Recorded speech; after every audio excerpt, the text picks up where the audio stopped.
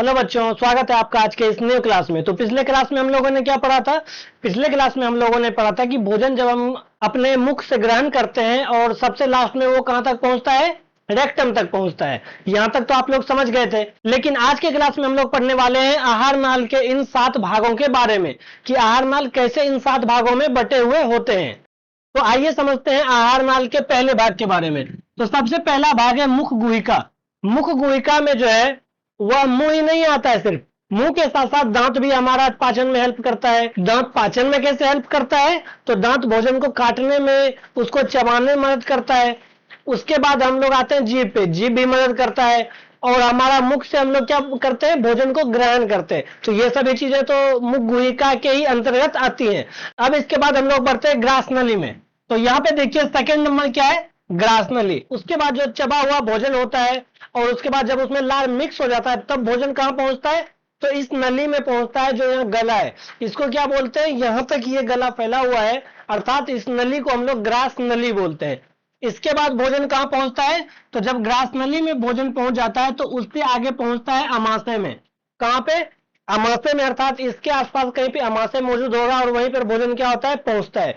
अमाशय में क्या होगा? तो अमाशय में हाइड्रोक्लोरिक अम्ल का स्राव होता है, जो क्या करता है? भोजन को गलाने में मदद करता है। ठीक है। उसके बाद हम लोग आते हैं कहां पे? छोटी आंत पे। जब भोजन क्या होता है? अमाशय में वह गल जाता है, जब उसमें HCl मिल जाता है तो जो पोषण उसमें बचता है उसका स्राव कहां होता है? तो उसका स्राव होता है छोटी आंत में। छोटी आंत में घूमने के बाद उसके बाद भोजन कहां आता है? तो भोजन आ जाता है बड़ी आंत में। यहां आपको कंफ्यूज नहीं होना है, क्योंकि छोटी आंत का जो साइज होगा वो बड़ा होता है, लेकिन बड़ी आंत का जो साइज होता है, जो लंबाई होती है, वो क्या होती है? कम होती है। छोटी आंत में जितना पोषण लेने का रहता है वह ले लेता है, उसके बाद वह कहां भेज देता है? भोजन को बड़ी आंत में भेज देता है। उसके बाद भोजन में क्या बचता है? मल बचता है।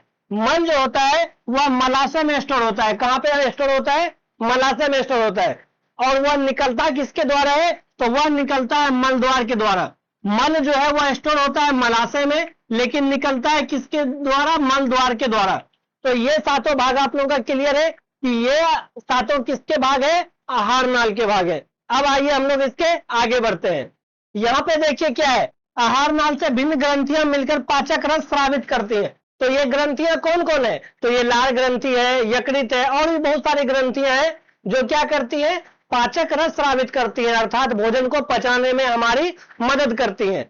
और बच्चों, आहार नाल और पाचक ग्रंथियां जो होती है वे सभी मिलकर क्या बनाते हैं? सभी मिलकर बनाते हैं पाचन तंत्र, अर्थात तो वैसा तंत्र जिसमें क्या होता है? भोजन का पाचन होता है। भोजन जो जटिल पदार्थ के रूप में होते हैं वह किसके रूप में टूटते हैं? सरल पदार्थों के रूप में टूट जाते हैं। तो यह क्रिया जिस तंत्र में होती है उसी तंत्र को हम लोग क्या बोलेंगे? तो उसी तंत्र को हम लोग क्या बोलेंगे? पाचन तंत्र बोलेंगे।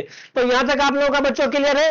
अब दूसरे लेक्चर में हम लोग पढ़ेंगे मुख गुहिका के बारे में, बहुत डिटेल से पढ़ेंगे कि मुख गुहिका में क्या क्या मौजूद होता है और यहाँ भोजन के पचने की शुरुआत कैसे होती है। तो मिलते हैं अगले लेक्चर में, तब तक के लिए बने रहिए। धन्यवाद।